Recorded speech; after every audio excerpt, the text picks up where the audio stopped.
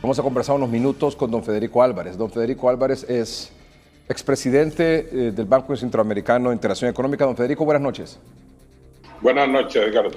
Don Federico, ¿qué impresión tiene o qué conclusión o evaluación tiene de las medidas económicas que ha tomado el gobierno para enfrentar esta situación, sobre todo con la cantidad de despidos, de riesgo, bueno, de empleados suspendidos, de eventual cierre de empresas también a raíz de esta situación?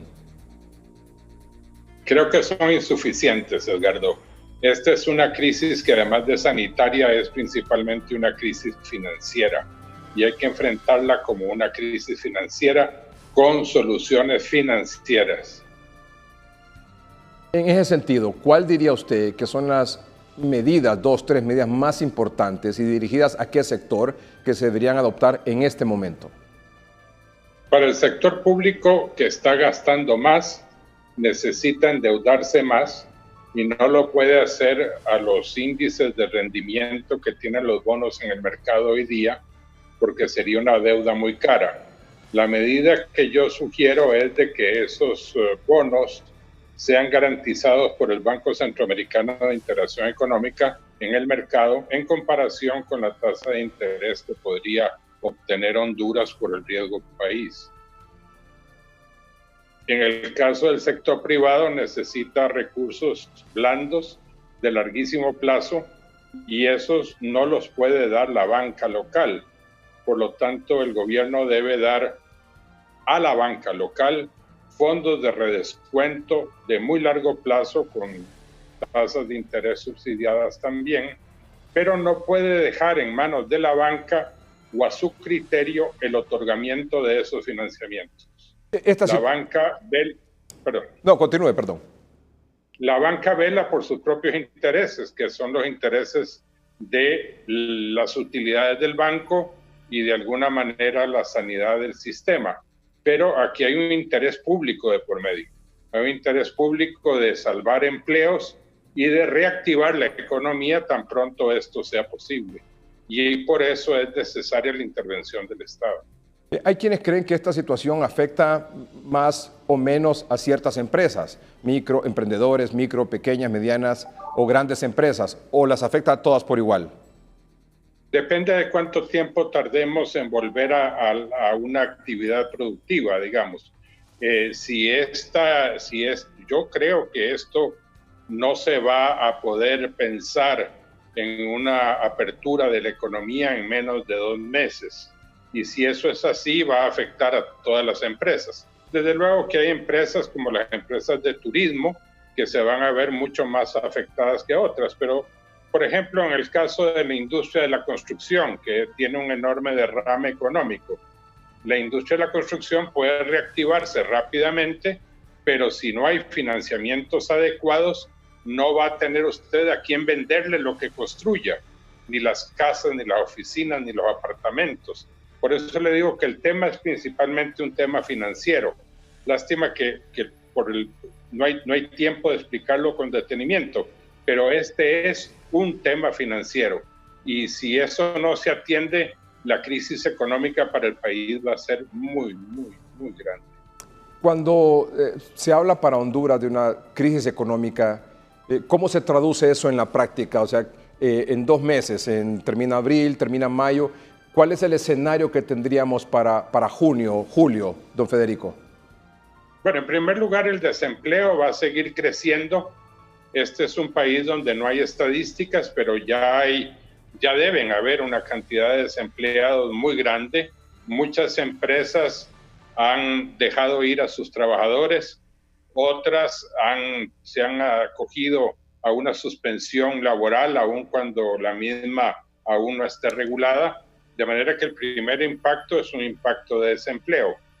Al haber desempleo va a haber mucho menor consumo y al haber mucho menor consumo eso va a hacer que las empresas no puedan vender lo mismo que podían vender antes. Van a tener que volver a calcular sus ventas. Pero por otra parte, si una empresa abre con una carga financiera muy alta, por ejemplo, es cierto que los bancos le pueden haber dicho las siguientes cuotas, 3, 4 cuotas del préstamo no las pague. Ajá, pero ¿cómo va a pagar la quinta cuando abra si no ha vendido durante 3 meses? ¿Cómo va usted a pagar salarios caídos? ¿Cómo le va a pagar al ENE aunque no le estén cobrando ahora? El día que la cobren, ¿cómo lo va a pagar? Por eso le digo, si el Estado realmente quiere que el país se ponga de pie y se ponga de pie rápidamente, tiene que dar una solución financiera agresiva utilizando el poder coercitivo del Estado. Esto no puede quedar en manos de los bancos. Por ejemplo, hay un comunicado de hoy de varias organizaciones del sector privado y, entre otras cosas, están solicitando, para evitar la pérdida de empleos y el aumento de la pobreza en el país, por ejemplo, una prórroga en pago de servicios públicos e impuestos. Sí, es cierto, es una prórroga es decir, eso lo que quiere decir es que mientras yo esté cerrado no voy a pagar ni impuestos ni servicios públicos, pero esto es lógico porque no estoy vendiendo. Pero yo lo que quiero decir es, cuando usted comienza una empresa de cero, usted no comienza el mes 1 pagando impuestos o pagando deudas o pagando servicios públicos a los niveles que tenía de cero. Usted comienza poquito a poquito y conforme sus ventas van creciendo, entonces usted le va haciendo frente a sus gastos. Si una empresa vuelve a echar a andar, aunque le hayan postergado esos pagos cuando ya los tenga que pagar no les va a poder hacer frente, porque no va a tener el flujo de efectivo para eso. Repito una vez más y a riesgo de ser cansón, lo que se necesita es un financiamiento de muy largo plazo a tasas de interés subsidiadas. Y eso lo puede hacer el Estado dando créditos de redescuento, pero además obligando al sector financiero a esos financiamientos, porque la banca por sí solo no los va a dar. El otro tema importante es el tema de la sanidad del sistema financiero por la mora que se va a poder acumular. Y esa mora yo me temo que va a ser principalmente en banca de personas y especialmente en tarjetas de crédito. Esas tarjetas de crédito van a representar una mora tan importante en el sistema financiero que van a necesitar de un salvataje, digamos, especial para ello. Este comunicado dice que el Banco Mundial ha señalado que las medidas fiscales aprobadas en Honduras son las de menor impacto en América Latina y que el país entrará en recesión en plena crisis por COVID-19.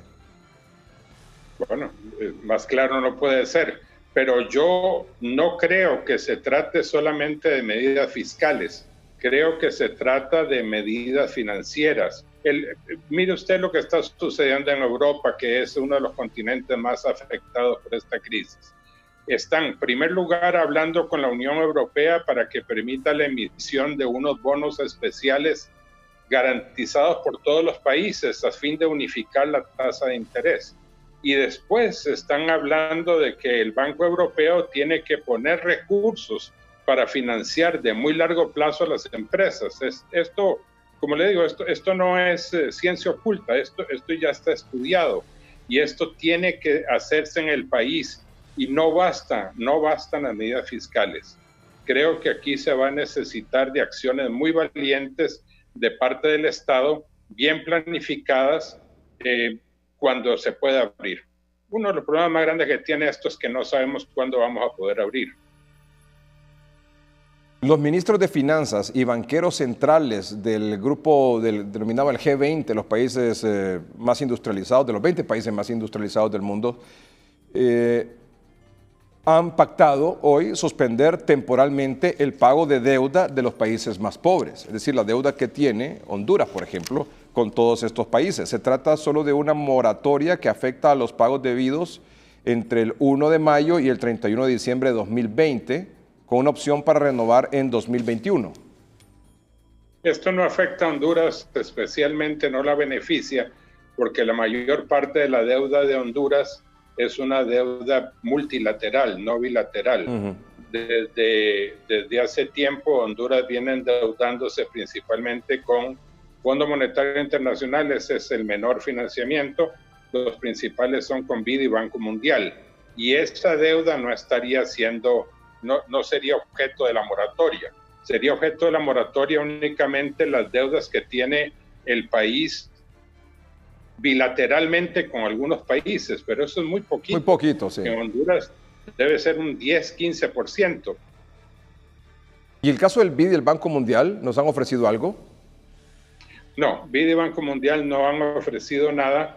Es un tema mucho más complejo. Si usted se acuerda, cuando se dio la condonación de la deuda en el pasado, los organismos multilaterales fueron los últimos en aceptar condonar la deuda. Y esto es por otras razones, que es que ese dinero que prestan no es suyo. Ese es dinero que pertenece a ahorrantes del mundo entero.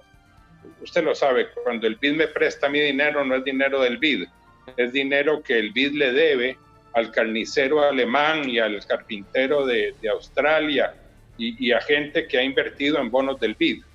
Entonces se vuelve mucho más complejo disponer de dinero que no es suyo. Yo en este momento haría, en primer lugar, recortaría el presupuesto, lo redefiniría, porque creo que no es momento de mantener el nivel de gasto y los rubros de gasto que estaban previstos cuando se aprobó. Creo que hay que redirigir todos los recursos que se pueda del presupuesto al combate de esta crisis humanitaria. Y en segundo lugar, creo que hay que reducir el gasto en aquello que no es estrictamente combate de la pandemia al mínimo. Y luego haría, como le digo, trataría de buscar un mecanismo como este que he sugerido de garantía del BCIE para hacer que los financiamientos externos que pueda conseguir el país, que va a tener que ser a través de la colocación de bonos, sea a una tasa privilegiada y no a la tasa del riesgo país. En este momento, la tasa que Honduras podría conseguir en el mercado sería una tasa muy, muy cara. Sería probablemente muy similar a la tasa que usó el gobierno cuando estaba Pepe Lobo en el gobierno, que yo decía en ese tiempo que era tasas de interés de tarjeta de crédito.